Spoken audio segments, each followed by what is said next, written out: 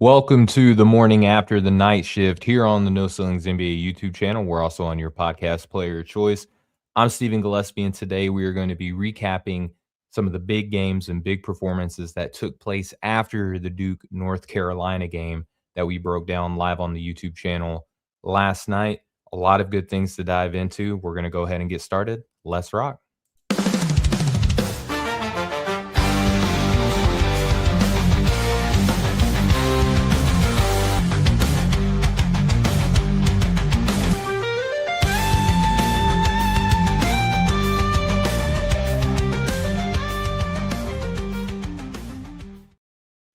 We are live here on the No Ceilings NBA YouTube channel. We are also on your podcast player choice. I'm Stephen Gillespie. And like I said in the cold open, we're going to be recapping some of the big games, some of the big performances that took place after Duke and North Carolina that we recapped yesterday on the feed. We talked about a lot last night. This Saturday night slate was loaded. Kind of I was kind of entertaining the idea of staying up late and going after Houston, BYU. In my advanced age, I'm just not able to do that. There was no way that I was going to be able to hang out after a 10:40, I believe it was, tip off, stay up for 2 hours, and then do probably an hour and a half, 2 hour show. I was very real with myself last night and said, "There's absolutely no way that we're going to do that." But because I love you guys, I wanted to come back on here and recap some of the big games that took place last night. And let's just relive memory lane. A long, long time ago, Duke and North Carolina played last night in what we were calling, battle of top four prospects. And Caleb Wilson came out swinging, proved why some of us have him within the top three of our big board. But I mentioned in that show that Houston and BYU was gonna be a big matchup. It was gonna feature 2 other prospects who are also considered top 4 prospects among consensus. AJ Dybantsa from BYU entered the season number 1 on a lot of big boards, definitely top 3 on pretty much every big board out there, and as the season has gone on, he's kind of fell under a little bit of, criticism, fair or not, depending on how you feel. He has fallen a little bit, under some criticism, and I think that's okay, particularly when the 4th prospect on my board, Caleb Wilson, was getting a lot of comments as to, he should never be considered a top 4 prospect, this and that.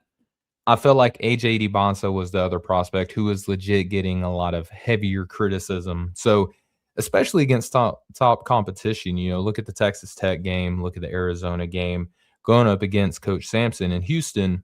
I'm sure there were a lot of people who were kind of circling the wagon, ready to just pounce on a bad AJ Dybantsa performance. Then across from him, one of the darlings within this draft class, Keaton Wagler, the freshman point guard on the Houston Cougars team, a lot of people were looking at putting him as a top 4 prospect, definitely top 5. A lot of people have him as the number 1 point guard prospect on their big board, and I certainly understand why. So, this game that tipped off at 10:40 last night featured 2 prospects that, again, a lot of people had top 4 on their big boards. I wanna start with AJ Dybantsa, who as if you were on the line, you understand that he is getting a lot of criticism, not only just to his style of play, the 3-point shot, the stock numbers, the playmaking metrics, but just the level of competition stuff that's coming up with him. The top 100 competition, you look at the numbers, some people would point at that and say that that's not very good. Definitely not worthy of being drafted number 1. Some people out there are getting a little cute and putting him, bottom half of their top 10, outside lottery, things like that. And no matter how you slice it, that just should not be the case, in my opinion. And he showed us why here. BYU going up against Houston.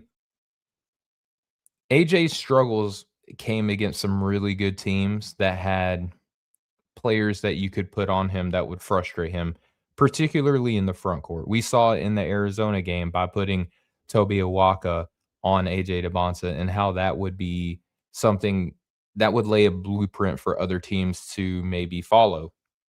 Kristanak Jr., we're going to talk about him in a little bit. Very good game from him, particularly on the offensive end. But he did draw, that being Kristanak, he did draw a tough assignment on AJ Dybantsa. And AJ coming into this game, maybe feeling a little underappreciated, maybe feeling a little Caleb Wilson-esque, putting some things up on his whiteboard to frustrate him, to motivate him to come in and perform well. He did. He had 28 points on 9 of 14 shooting, 3 of 4 from deep. So a lot of people out there talking about level competition and three-point touch.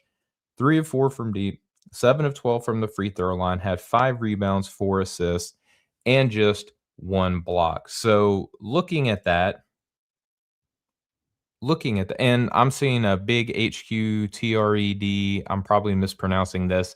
Stopped in this morning, said, "Love your work." Thank you so much for those kind words. I really appreciate you coming in and hanging out with us. And I love that you're here. AJ Dybantsa showing off a lot of things that a lot of people have been criticizing him on. Defensively, blocked Kingston Flemings, who was going at him, driving into the paint, and really wanting to put in that work. Kingston Flemings, a little bit of an off night for him, and we'll talk about that. But AJ was up defensively, even though he only had 1 block. He gave in some really good defensive work on the night, but he didn't really feel like he was going into this game like, "I'm gonna put up 28 points." And if you watch the way that he plays, he was able to get his teammates involved, and for whatever reason, this is like an ongoing joke here at No Ceilings. It's like, I don't know why it feels like that when AJ passes the ball to somebody, it feels like his teammates don't make it. He only had 4 assists tonight, and I say only had 4 assists because, of course, teammates left a lot on the table. Kennard Davis, who started, was 1 of 7 from the three-point line. Richie Saunders, who started and is probably the second best, if not the third best player on this team, was 1 of 6 from the three-point line. Not a lot of efficiency coming out of that. And if you look at Richie's overall performance, only 1 of 8. Kennard Davis, only 2 of 9. Kiba Keita, only 1 of 6 from the line. So, again, 4 assists from AJ, I think should be weighted heavily because he was moving the ball pretty well, driving into the paint, doing his little patented drive, pick up my dribble, pivot out, kick it out to somebody else. Team just was not reciprocating the amount of ball movement that AJ was putting out there. And then if you look at the bench too, Boot came in 0 of 2 from the floor. Abdullah Ahmed came off the bench, was 2 of 4 from the floor.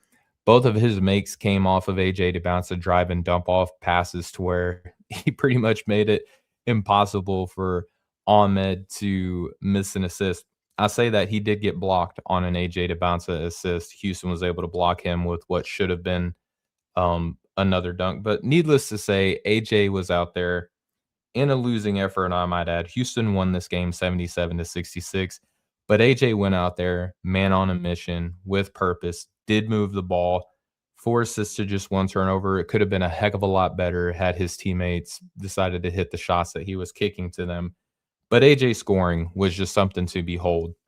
The level of difficulty on the shots is something that we've seen throughout this season with AJ Dybantsa. Stop and pop mid-range shot goes in. I'm looking at a missed 3 here from him. I'm looking at kick out to right for 3. Right was connecting from deep. AJ he was all over the place.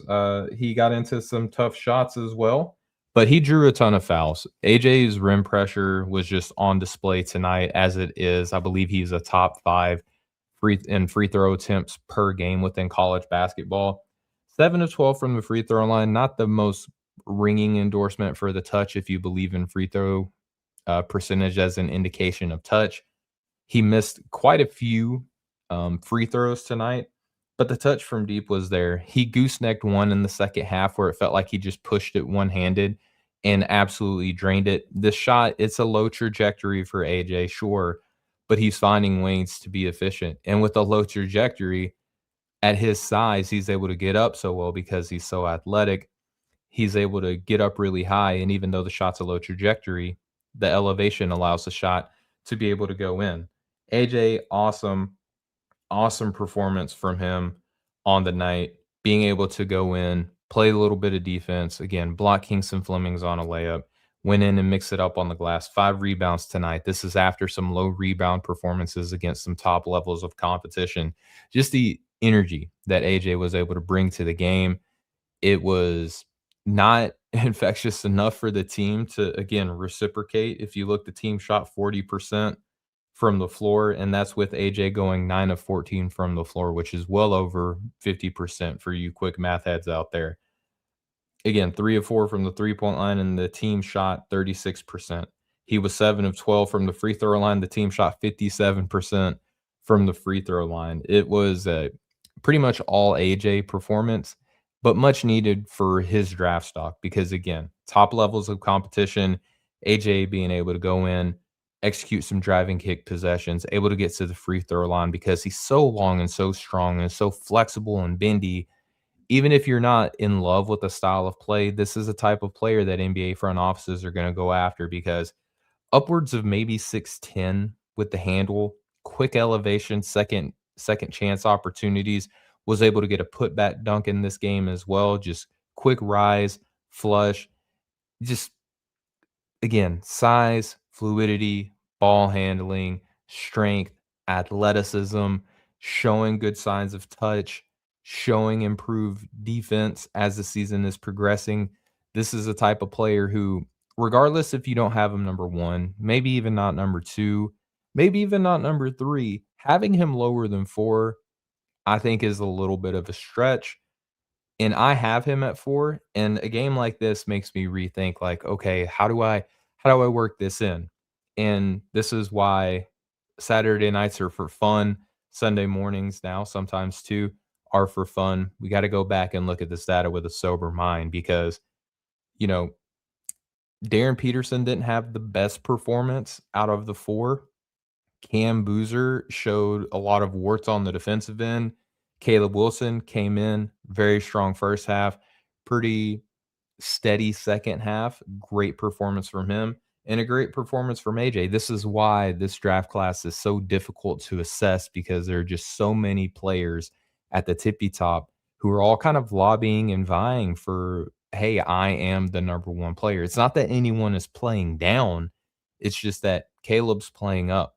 And then those big three that came in at the top of the season, on any given Saturday, one of them is gonna outshine the other, and it's still so early within this draft class. It's very early February. We have a lot that we're still gonna learn as the season progresses with these guys. Let's flip over to the Houston side of things. We're gonna first open with Kingston Flemings, who, again, a lot of people have as point guard 1. A lot of people even have him in that top 5, top 4 position as well, surpassing Michael Brown, who a lot of people in the consensus had as the top point guard. Kingston Flemings, 19 points, 8 of 18, 0 of 3 from the three-point line, 3 of 4 from the free throw line, 5 boards, 5 assists to just 1 turnover, and 1 steal. Kingston did get, he did agitate his ankle in the game, came out for just a minute of gameplay, came right back in, and was still able to be effective. But it felt like Flemings at first was struggling just a little bit. If you look very early in the game, missed 3. He was blocked by AJ Dybantsa. Looking at the rest of my notes here, he was able to get to the free throw line early, but missed a pull up mid range shot. So a lot of things in the first half that getting to his spots just wasn't going in. As we've seen Kingston Flemings play throughout this season, we know that he loves to get to that mid-range pull-up, get to that elbow, pull up and rise. That shot was there for him tonight. He was able to, it felt like BYU was trying to do to Houston what other teams have been doing to them with Kingston Flemings, that being, let's put some size against him and see how he handles that. AJ got the 1 block on him, but Boop coming in off the bench for BYU played 16 minutes. There was a little bit of like, okay, we're going to put this long, lanky, athletic guy on you to kind of bother you.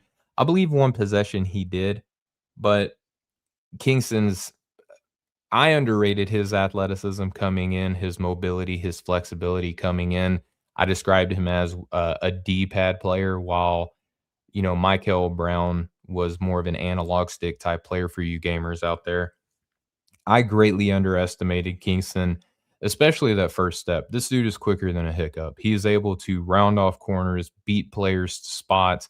It's like a running back going to the sideline, right? He's able to beat the defender to the spot to continue to run down the field. Very similar feel for Kingston Flemings. Very quick, very nimble and agile. Was able to come in and finish some tough layups over the defense.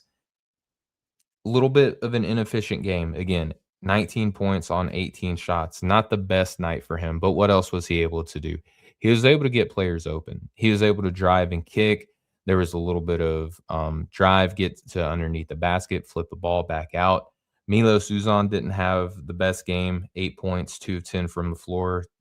His only two makes were from deep. Didn't feel like Kingston was getting a lot of guard help from him. Emmanuel Sharp, 14 points on 10 shots, was okay.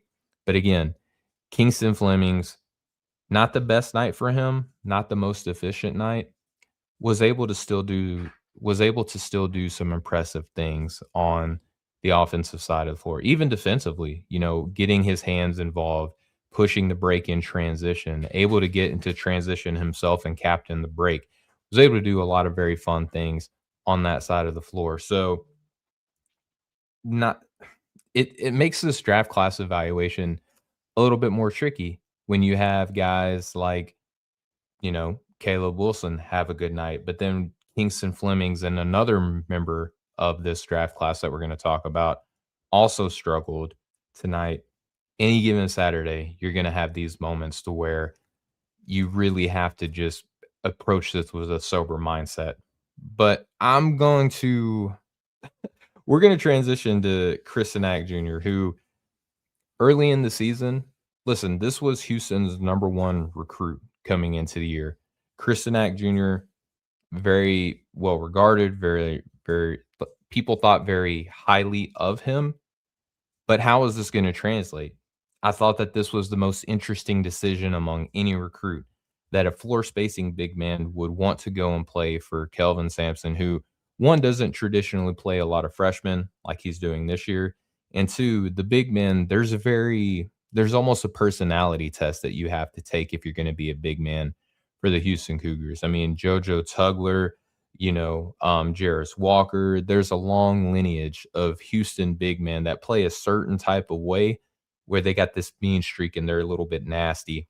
Chris Sinak, a little bit of a deviation from that. Not to say that he's not a competitor, but the shot diet that he typically likes isn't consistent with what we have seen from the Houston Cougars, particularly in their front court. He's been doing well. If you look at the last 10 games, so around the start of conference play, he's been averaging over 10 points per game, 8 rebounds, 1 assist, 1.5 steals, half a block, with shooting splits of 53, 35, and 67%. Now, if you look at that compared to what he's doing on the season as a whole, he's scoring more points per game. He's getting more steals. He's getting about the same amount of blocks, getting more assists, more rebounds. He's becoming more efficient from the floor and from the free throw line. The 3-point percentage down just a little bit, but still 35% from a kind of floor spacing 4-5. You love to see that. Now, I did mention that AJ kind of took it to Chris Sinak, with him being the defender that Houston opted to go with on AJ Dybantsa for many stretches within this game. I still like what I saw from Chris Sinak, even though he gave up a lot of points, because I think this is good for his development. I think NBA front offices will look at what Chris Sinak did in this game and be fairly impressed that he was able to go out there against a top 4 level talent and at least try to make the shots a little more difficult. It's not like AJ was able to go in there and just blow past him and dunk. There were a lot of stop, pivot, readjust, step through, rip through. I have to get to these tough angles to make them, but I'm AJ to Dybantsa, and so I'm going to step through and do all these things and get these buckets. Chris Sinak did make him work. He did make life more difficult for AJ. And I believe he was even switched on to Richie Saunders for a while and was partially responsible for Richie going 1 of 8 from the floor. Chris offensively, listen, he had 16 points on 7 to 12 shooting, 2 of 4 from deep, 5 rebounds, 1 steal, 1 block. The level of confidence that Chris Jr. is playing with at this point of the season, I love. And listen, we had boots on the ground at a Houston game earlier in the season where Tyler Rucker saw Chris make a mistake, get pulled to the bench, get coached, get like really coached, and keep his head high.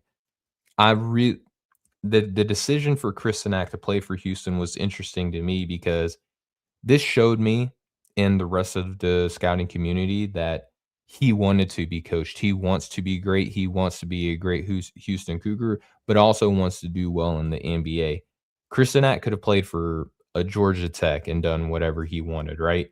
Going to Houston and getting coached the way that he has, being able to come in and be challenged and accept the challenge to guard AJ Dybantsa, knowing that he was probably a little bit of a disadvantage. The competitiveness that he showed in this game to be able to do something like that really speaks to me. Again, that type of stuff's not for everybody. That means something to me. He was able to hit some mid-range shots in this game. He was able to hit some catch and shoot threes in this game, competed on the glass, got a little bit outgunned and outmatched in terms of physicality by some of the members of BYU, but again, he plays hard and he plays tough.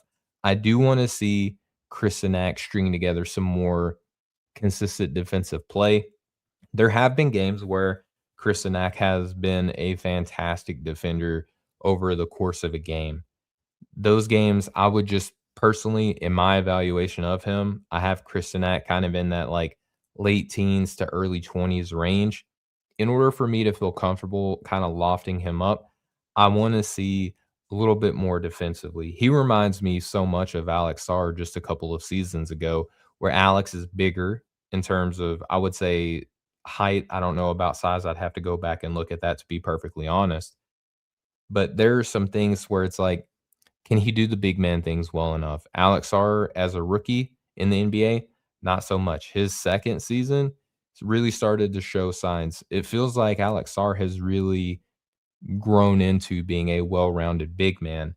This is the type of thing I wanna see from Chris I wanna see if he can go in and be a hands down rim protector. I wanna see if he can be a screener rim runner a little bit more often than what we see from the three-point line from him. Again, if you got it, you gotta kind of flaunt it a little bit if you're Chris I understand that. He gives you distinct and specific advantages offensively that you do wanna try to exploit if you have a guy like him on your team. I get it. But if he's gonna be captaining my defense, if he's gonna be a source of offense, I wanna see a little bit more short roll decision making. I wanna see a little bit more rim running, catch the ball, get in step, and finish over the top of somebody. I wanna see him rotate and reject shots a little bit more frequently, just a little bit more meaner. But if you're going A to B, the step by step improvements that we've seen from him. I love it. We're getting another person here in the chat. Jesus Estrada says, "Awesome show and work from you guys." Also, in my opinion, No Ceilings is a fire name. Really appreciate that. Credit to Albert Garbage Time Gim. I believe he was the person who thought of the name for No Ceilings and what we do here. So shout out to Albert and good morning to everybody out there again. So Chris Sinak, big improvement over the course of the season. I think he's one of the few guys that if you look at where he was at the start of the year to this year, you're starting to see a steady increase. You're not really seeing him plateau. You're seeing him continue to get better as the season goes on. So we'll wrap there from the Houston BYU game. To guys, to be completely honest, we're going to still cover some more stuff here on the show. I'm not running away just yet. But just to be honest, here in a little bit, we're going to be doing a no ceilings meeting. So I wanted to cover that game, but then I also wanted to cover a couple of individual performances that took place while we were going live here on the No Ceilings NBA YouTube channel after the Duke and North Carolina game. There were a couple of performances that I just wanted to highlight. Let's start with, listen, what I just talked about with Chris Jr. I talked about how he's one of the few prospects that if you looked at the start of the year to where he's at this year, you notice the sizable improvements, and it makes you more encouraged in projecting him when you're evaluating him. Let's go to another player who is doing the exact same thing for me right now. And we're going to go to the Tennessee Volunteers versus the Kentucky Wildcat game. I'm not going to recap the game at large. I want to highlight two individual prospects for the rest of the show. Nate Ament. Now, a lot of us, you know what? I'll do this. Me, I was low on Nate Ament for a while. I didn't necessarily like the high school film relative to the top of this draft class. I didn't like the comparisons that he was drawing. I didn't like the frame in high school. Then we saw the body transformation stuff that he was able to do to come into this year. More encouraging. Big physicality guy, love strength. So that made me feel a little bit more confident in him. And I'm looking at the priors and stuff. I'm like, man, if he can shoot and he's this big and he's this thick already, like from one season of high school to his first ever season, his first ever off season going to a D1 program, and he's able to do something like this, sign me up. Then he started doing the whole non-conference thing where, he's still not blocking shots yet, but certainly didn't block shots against lower levels of competition. One of these guys, if he's a shooter, why isn't he shooting? We saw a lot of that. A lot of just driving, getting to the free throw line, a lot of rebounding, and a lot of stationary playmaking. That was what we saw from Nate Ament. Wasn't my cup of tea. Moved him down my board quite a bit. Moved him into like my upper to mid 20s. Then we got into the SEC conference play, and this is where I was like, if he's struggling against Directional State University, how in the world is he going to come in, suit up against the SEC night over night and come in and get better? I was skeptical. As we've covered a lot already on No Ceilings, he's been doing that, but he dropped 29 points on 10 of 17 shooting against Kentucky. He was 4 of 6. You heard me right. 4 of 6 from the three-point line, 5 of 6 from the free throw line, had 8 rebounds, 3 assists to 4 turnovers. So still a little bit of room to grow even on the offensive end, and one still on the night. I just want to highlight the scoring and shot making effort and a little bit of playmaking that we saw from Nate Ament in this game. So his first possession, there was about 3 minutes into the game clock within the first half. Missed a catch and shoot three on the right wing. Next play, he grabs it, or his next possession where he shot, he had an offensive rebound where he missed a putback. Funnily enough, the ball found his way back to him, gets an offensive rebound, and misses a mid-range jumper after missing a putback off of another offensive rebound. Then he gets the ball against Malachi Moreno. There's a lot of fans of Malachi Moreno out there.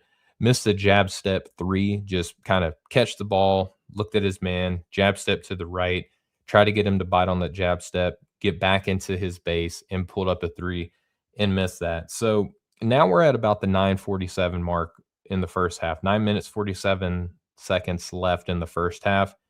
Makes his first shot of the night. This left corner catch and shoot three, high release, gooseneck, just falls to the bottom of the net. There's a little, just beautiful shot from him. Next possession, catch and shoot three at the top of the key. Make, coming in off of a down screen, steps up, catches the ball, confidently steps into his shot, top of the key, makes it in. Then he gets into this pick and roll set, and I've loved that Tennessee has been trusting him more with the ball in his hand. He's been more aggressive as a driver as of late, putting the ball on the deck at his size in the SEC. A lot of hands, a lot of feet around him, plenty of opportunity for him to make a mistake. But Coach Barnes is still putting the ball in his hand and saying, hey, you're going to have to, if you want to be an NBA player, you got to go out there and make plays. Gets into this pick and roll look where he has a pull-up midi over the top of Otega Owe, who fancies himself as a defensive stopper, makes that shot, uses the length, uses the size advantage, the mismatch that he is able to have over Otega Owe, pull-up mid-range shot, and makes it. Next, he has this catch and shoot three in the right corner off of a Jacoby Gillespie, my cousin, not really, but still, but this Jacoby Gillespie driving kick, kicks the ball over to Nate Ament in the right corner, knocks it in, goes back into the left corner, catch and shoot three over Otega Owe. So in this game, we're seeing catch and shoot threes from pretty much every angle on the floor. Next scoring possession is in transition, does this rip through dunk over Yelovich for Kentucky. Beautiful play by him. This exhibition or this little situation where he's able to showcase a little bit of coordination and athleticism. Another transition play and one finish. Has this bad miss on a drive and pull up mid range shot over the top of Colin Chandler. So probably a little bit of a heat check moment for him, but is able to get the ball, put the ball on the deck, pull up mid range shot over Chandler, feeling himself a little bit, misses that shot, gets in the transition again, gets in transition, gets into the post against again Malachi Moreno, this guy who fancies himself as a defensive player. There's a lot of people out there who look at his statistical profile and fancy Malachi Moreno as a potential first round pick in this year's draft class. Able to get Malachi Moreno on the block, finish over the top of him. Another possession, Ament comes down, has this shot at the rim attempt over Dybantsa, misses it, comes back, has an and one putback over the top of Malachi Moreno, hits the free throw, has this pull up mid range shot that rimmed out with about 2 minutes left of the game. Team is up one. Probably not the most efficient shot, but with the way that he was shooting that night, you kind of live with a shot like that. Team is up one with about 2 minutes left. Shot rims out. Next possession that he gets the ball, pick and roll, driving layup to give the team the lead with 1 minute left. So you're seeing clutch. You're starting to see indications of clutch within Nate Ament's game. And then the last scoring possession that he had, there's about 16 seconds left. Team down two, needs a bucket. This is where Nate Ament still has a little bit of room to grow. Goes into the kind of like this right extended elbow area, drives, gets the door shut on him, turns kind of a tough, bad mid-range fadeaway shot with 16 seconds left in the game. Situationally, this would have tied the game up, but he's cooking in this game. Stars are allowed to take that type of shot. I understand it. So well-rounded scoring performance for him. A little bit of give and take with the decision making on the offensive end still. And when I looked at the assist to turnover on Synergy to see how this game went, it was funny because I thought I was going to have to bounce around from like, okay, he had a turnover on this possession. The next turnover, he had assist. Maybe the following possession had an assist and then two turnovers, kind of something like that. No, he had all of his assists were in a row in terms of decision making, and then he had four straight turnovers without an assist. If you're looking just at those columns, maybe not in sequence, but in those columns, his assist came first, and then his turnovers came second. So assist wise, had this transition play where he was able to pass it to Gillespie across the court. So he's dribbling up the left side of the floor. A little bit of a dangerous pass, almost a turnover, but gets it to Jacoby Gillespie, who's able to step into a transition three-point bucket. It goes in. Next passing possession that he has, finds Gillespie again, who is coming up on the right wing, gets it to him, is able to dribble up to the right elbow, cash in a mid-range shot.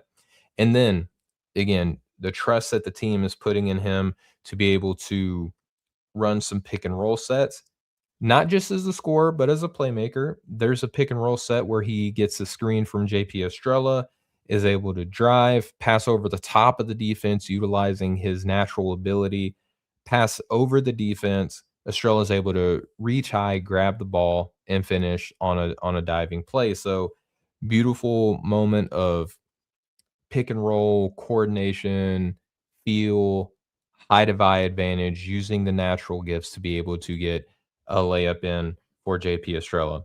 And then it was nothing but turnovers after that. Passing possessions had four straight turnovers.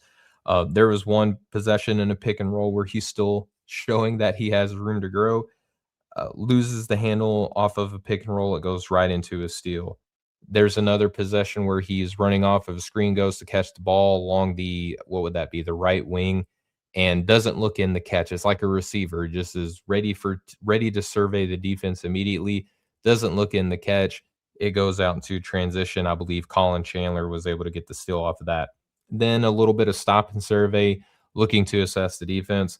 Ball is poked out off of his weak side, another steal. And then goes to drive, loses the ball off of a drive. So interesting display of passing and a little bit of room to grow as a decision maker on the offensive end for Nate Ament. But still, if we're talking about players who, again, started the season, haven't looked great at this point in the season, you're really starting to see a giant upswing in their projection, which means that we have to kind of reevaluate with what we think that we were going to see for Nate Ament through the rest of the year. Hand up myself, I wasn't expecting as quick of a turnaround as what we saw from him, particularly in the SEC, but he was able to show it.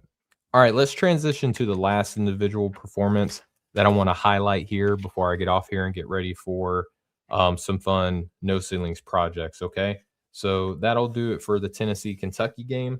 The last matchup that I wanted to discuss, and this was a tough individual performance, but I want to go to the Illinois versus Michigan State game, which was a fantastic game that went into overtime. Shout out to Jake Davis for being the second offensive rebound in the closing seconds of that game to be able to force it into overtime. Michigan State still wins 85-82 in a little bit of a rock fight. But you heard the teams that were involved.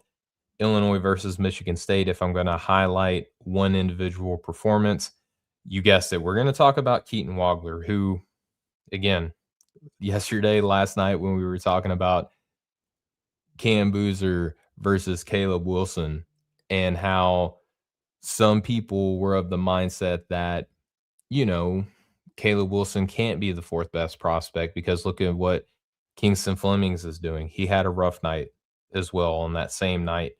And then Keaton Wagler, internet sensation, draft darling. A lot of people love him. Has come out of nowhere. Fantastic story. Probably has a Disney movie waiting for him at some point. Keaton Wagler, a guy who you have to have over Caleb Wilson. Look, I have loved Keaton Wagler. If you listen to the show that we have with Bryce Simon will tell you that I texted him about Keaton Wagler before anybody else, right? Um, I have been following Keaton Wagler since I first laid eyes on him very early on in the season, and I loved him. And you've heard me comment if you've been listening for a while that it feels like the draft community has a little bit of a like off with him to where it's like, no, I like him more. I like him more. I like him more. I like Keaton Wagler.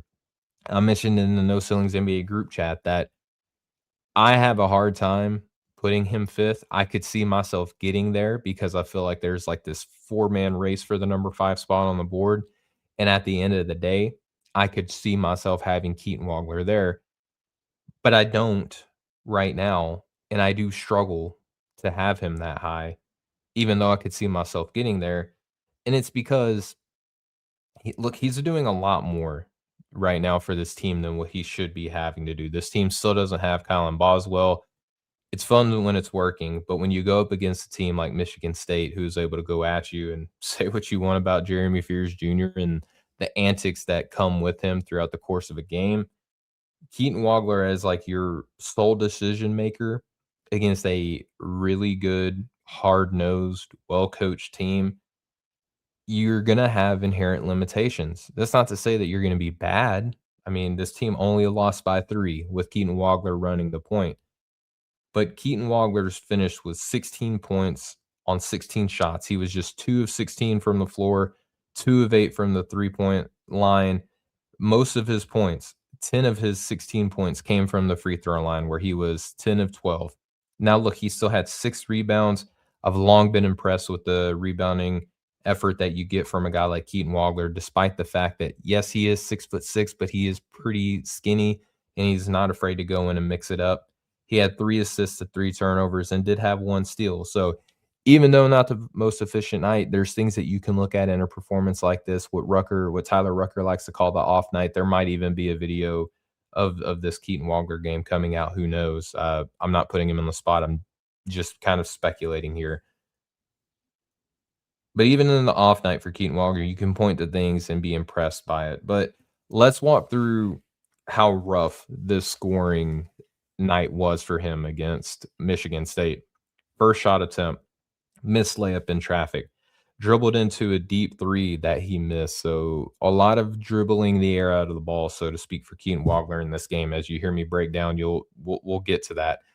Wagler in this transition layup misses badly, which fortunately enough, David Mirkovic was able to corral that miss and put it back in for a dunk. But transition layup coming along the right alley just missed badly. Jab step three in the corner, missed short.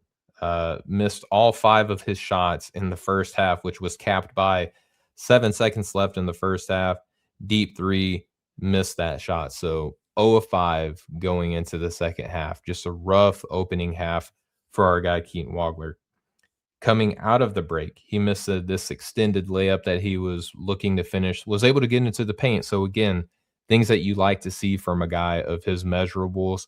You like to see that he's not afraid to go into the paint and mix it up. But how's he going to finish through the contact? He struggled with the physicality of Michigan State in this game. He did come back in his next scoring possession within the second half, made this deep catch and shoot three on the left wing. So a lot of the things that people are liking about Keaton Wagler is that he's this deep range dead-eye sniper that we've seen all season long. Love the fact that he came into this game. Even though he wasn't hitting, he was still taking the shots because, listen, a lot of the offensive identity to this team is laid at the feet and on the shoulders of Keaton Wagler. Throws up this layup over 3 defenders, so you're starting to see him not just dribble the air out of the ball, but drive into pressure, drive into the teeth of the defense, and throws up the shot over them. So, not even necessarily to draw a foul in this possession, even though he did have 12 free throw attempts, but puts up a tough shot over 3 defenders. Next scoring possession down, misses a reverse layup. Next one, again, dribbling the air out of the ball, this dribble pull up three. Then he goes 6 minutes of game clock without a shot. Then goes into this pump fake 3-point shot where he was able to get the defender to bite, steps into this mid range pull up, misses that shot. Then you're in the second half, and this is a close game. Goes 3 minutes without a shot attempt, dribbles into traffic, and is blocked. Next scoring possession, dribbles into pressure, lost his footing, throws up this, attempt at the rim, misses badly. Next scoring possession, and this could have lost this game might not have could have not have even gone into overtime had it not been for a heroic effort from Jake Harris, right? Last scoring possession in regulation that he has is this missed three on the right wing with about 1.9 seconds left, misses the shot. I forget who got the first offensive rebound. It might have been Tomislav Ivic. One offensive rebound, tip in, misses. Jake Harris follows that up with an offensive rebound, doesn't hit the shot, but is able to get to the free throw line, hit these clutch free throw shots, and at least gives Illinois the opportunity to go into overtime and get this win. Keaton Wagler doesn't get another shot until about 1.5 minutes left in overtime, where again, dribbles into this step back three. And then with the game's out of reach, it's, the score 3-point game. Last couple of seconds, it was actually a 6-point game. Keaton Wagler steps into this deep pull-up three with 6 seconds left, which wasn't the most heavily contested shot, but still a shot within the course of regulation, and you got to count it. Made this deep three to get the game in 3 points in the closing moments of the game. So rough scoring performance. How did he do passing-wise? Well, first passing attempt through this, tried to throw a tough pass, steal, goes into transition. Next passing attempt does the old drive-in kick out to Tomislav Ivic at the top of the key for 3 points. Next possession, turn the ball over, driving to the rim. Next possession, pick and pop three to David Mirkovic for 3 points. Next possession, he has this lob to Tomislav Ivic, who lost the ball. So turnover is going to be, I guess, credited to Keaton Wagler. Really should have gone to Zvonimir Ivic, who lost the ball, goes into a turnover. Last assist that we get from Keaton Wagler, another pick and pop three to Tomislav Ivic. So, not the best performance for our guy, but every prospect who is, I would say, I mean, I think almost every prospect has had a tough game like this season. So this is not anything uncommon. This is not anything unique to just Keaton Wagler. But for the for the meteoric rise that we've seen from him, from all the performances that we've seen from him, this one probably hurts those who are the fans of him the most, just because big night Saturday, a lot of performances looked good. Keaton Wagler struggled, but again, he's a lot of people are lumping him, by the way, if you look positionally into how he's being discussed. A lot of people are lumping him into discussions with guys like Kingston Flemings, Michael Brown, Darius Acuff, Christian Anderson, LeBaron Philon, point guards, right?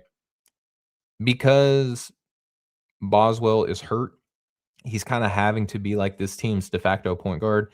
I don't look at him as a 1, I look at him as a 2, similarly to that of a Darren Peterson, who can pass, can dribble, can play make just like Keaton, just at a grander level, but I look at those guys more of 2s. I don't look at those guys as, like, pure 1s like I do some of the other names within this class, but he is getting lumped into that grouping, still being evaluated, still being projected to be a top 5, top 6, top 7, 8-ish on some boards. That's kind of like where I am. Like, and that's not a slight to Keaton.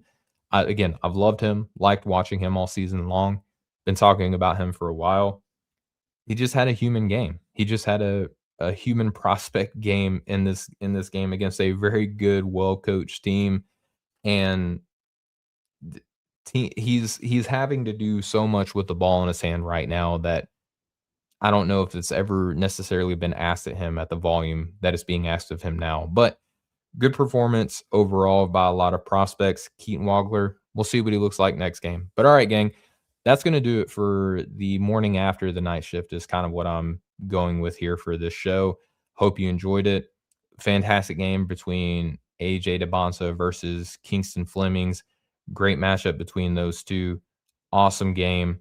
And Nate Ament continuing to rise. Keaton Wagler, he's human, y'all. We'll see what he looks like next game. But that's going to do it for us here on the show today. I'm going to get off of here and go do some more work for the No Ceilings group. And we'll catch up with y'all next time. Much love, y'all.